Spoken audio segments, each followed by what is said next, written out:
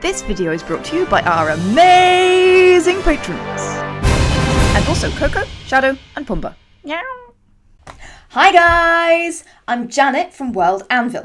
So for those of you who don't know, World Anvil is an online world building platform that allows you to write, organise and share your work. But today we're going to talk about immersive world building. That's about how you can get your audience absorbed in your world building, whether it's for your novel or short story or for your RPG campaign. Immersing your audience in your world building and in the mood of your scenes is a great way to keep them engaged with the plot, and it's a really important keystone of any successful world building for novels or RPG campaigns. So if you want to find out more about immersive world building, just keep watching. It's time to light up the forge.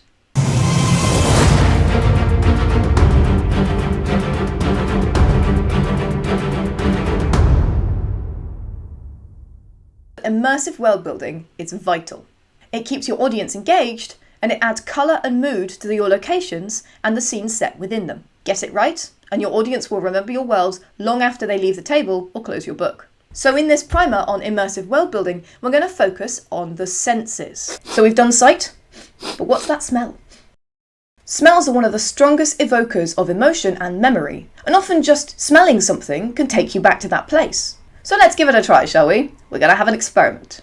Strawberries, wood smoke, fresh cut grass, week old garbage, rotten meat.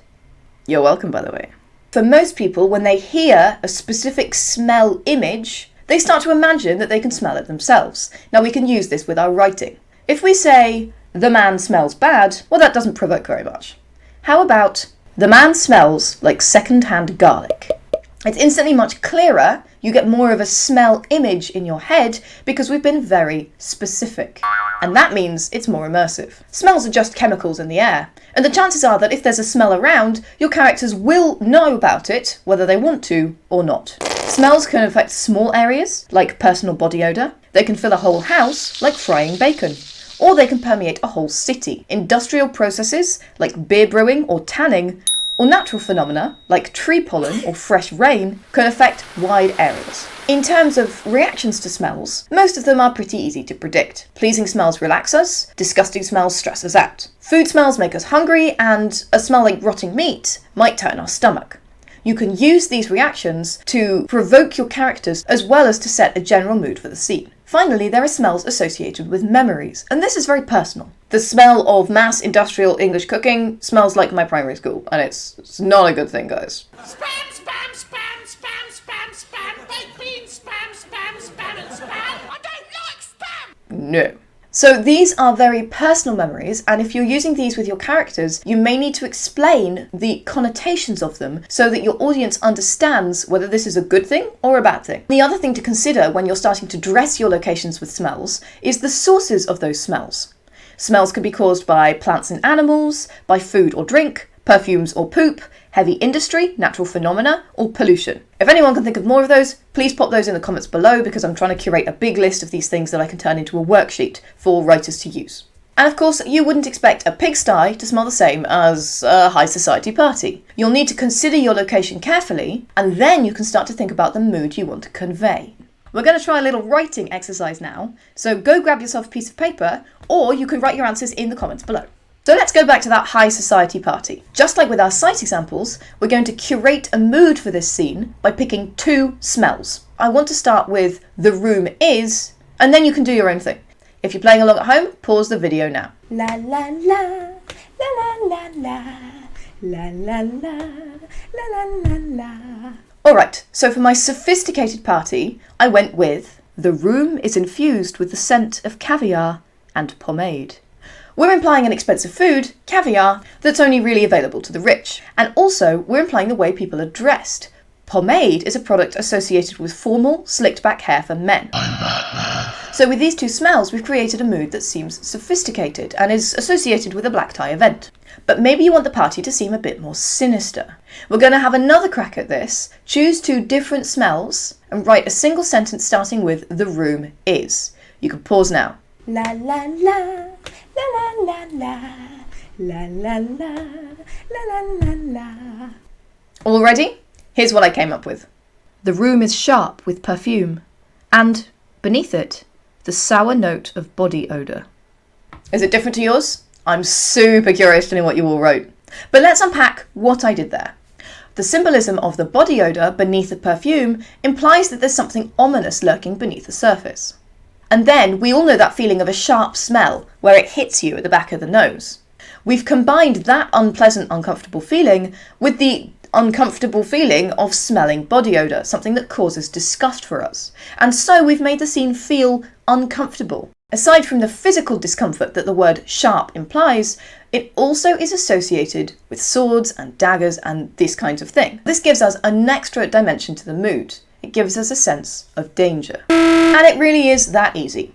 You can use smells for an outdoor or an indoor location. They can permeate a wide area or be localized. And using smells like this is a great way to use immersive world building to draw your audience into your locations. They're really going to be able to imagine what it feels like, what it smells like to stand in those places. But sometimes the smell is so strong that you can kind of taste it.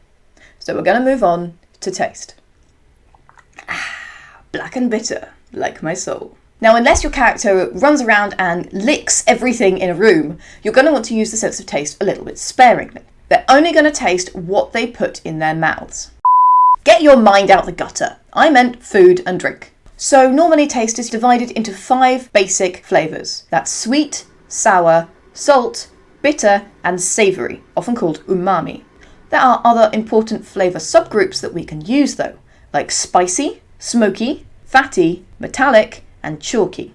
There are also some interesting taste effects that we can use, like astringency, that's associated with rhubarb and unripe fruit. That can cause a puckering sensation in the oral membrane, so it's a little bit unusual. You could also use the cooling effect of menthol, for example, which triggers cold receptors regardless of the temperature. All those flavours exist in addition to those basic 5 and can really add a more complex flavour profile to your scene. You can also use strength of flavour. Something sickly sweet gives a different mood to something faintly sweet.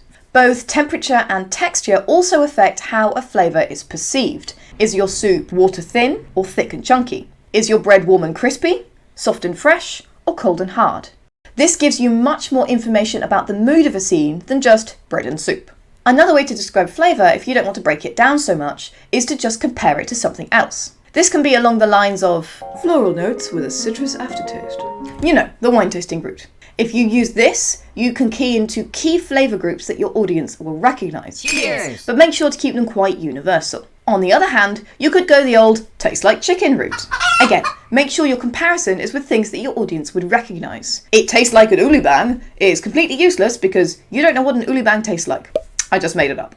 In terms of toning our mood in our scenes using flavour groups, the human body has very specific reactions to certain flavours. Humans are programmed to seek out high-calorie items, and this is why fat, sugar and salt are so appealing to the human body. Imagine, for example, a buttery potato or a fresh donut.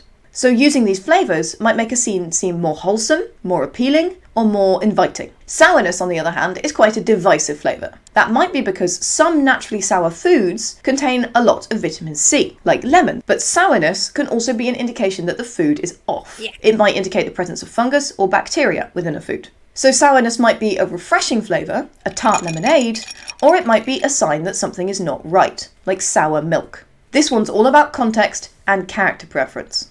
Bitter, on the other hand, is usually bad. Often it indicates that there's something poisonous in the food that we're trying to eat. Both poison and vomit are very bitter flavours, and I think we can agree that if your character has either one of those in their scene, they are having a particularly bad day at the office. In terms of texture, thick textures are often considered more nutritious than thin ones, and so they might seem more wholesome or appealing. Temperature is more dependent on context. You don't want a cold glass of water on a cold day, but on a hot day, it might be very refreshing. Metallic and chalky flavours often indicate that there's other compounds mixed in with your food. They can indicate something ominous or something not right within a scene. Spicy, smoky, astringent and cooling flavours, on the other hand, can be used to add interest, specificity and exoticism to a scene. You can use flavour on a wider sense as well. Describing the flavour profile of a culture or a country's food is going to give your audience specific ideas about what they're like. You can play with expectations on this one as well. They may not be as your audience expects them to be. And that's really one of the keys to immersive world building.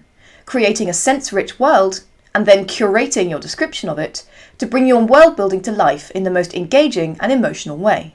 If this video has helped you at all with immersive world building, if it's helped you create mood in your scenes, or if it's inspired you at all, please give us a thumbs up. If you're ready for some serious world building, then head over to worldanvil.com to get started.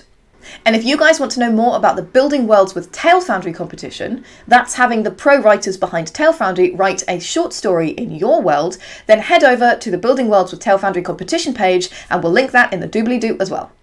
Alright guys, there's only one thing left to say. So that's grab your hammer and go world build!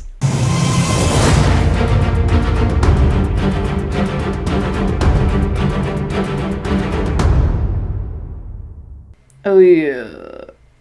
In terms of texture, thick textures are often considered more nutritious than that might be because food in